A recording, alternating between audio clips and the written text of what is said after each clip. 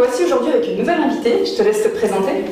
Je suis Caroline Andou, présidente fondatrice de l'association Bamesso et ses amis. C'est une association située en Seine-Saint-Denis et qui agit pour la santé, principalement la santé sexuelle des personnes en situation de précarité, des personnes vulnérables, des personnes isolées et éloignées du système de santé. Parfait.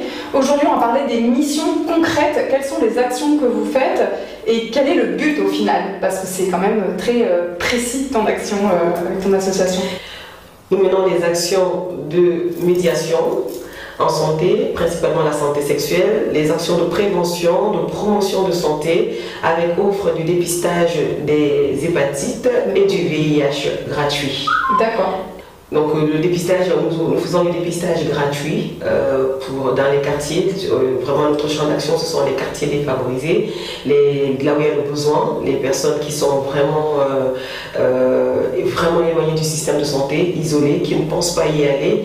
Et vous savez qu'en France aujourd'hui, il y a plus de 6000 contaminations par an pour le VIH, et les hépatites, c'est pas très loin, c'est entre 3-4 000 aussi par an. Donc du coup, on sait que pour traiter, il faut dépister. Donc du coup, franchement, nous déployons énormément les dépistages dans les quartiers. Nous avons un van vraiment adapté à cet effet, et qui est très discret et qui offre aussi, c'est un espace vraiment privilégié, c'est un van privilégié pour la discrétion, la confidentialité, et puis l'anonymat aussi.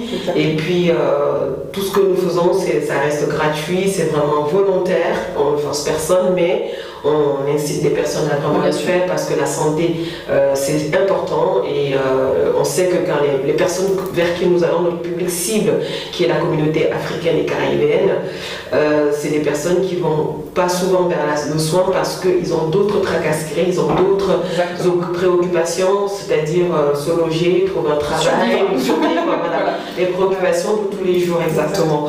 Donc du coup, la santé vient souvent vraiment en dernier lieu, et donc du coup, notre travail, c'est vraiment les inciter à prendre soin d'eux, parce qu'avec la santé, on soulève les montagnes, et sans la santé, on ne peut pas.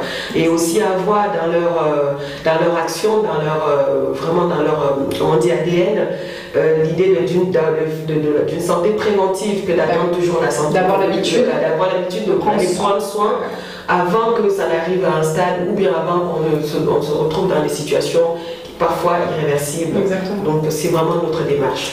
Alors nous, on travaille ensemble depuis au moins plus de 10 ans, parce que je suis éducatrice de rue, je travaille dans un quartier dit défavorisé.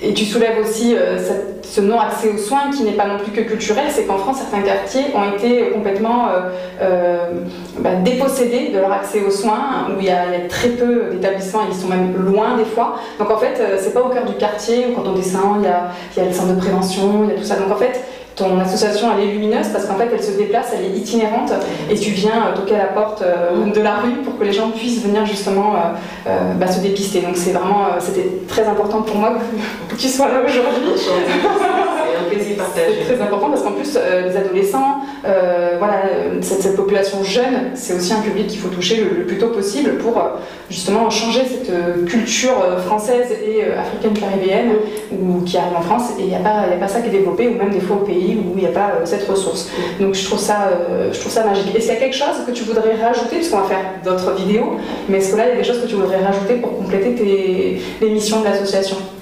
Alors les missions de l'association, nous menons aussi des actions, comme tu venais de dire. Je veux vraiment, pour compléter cette présentation exhaustive que tu viens de faire pour l'association, dont je te remercie grandement.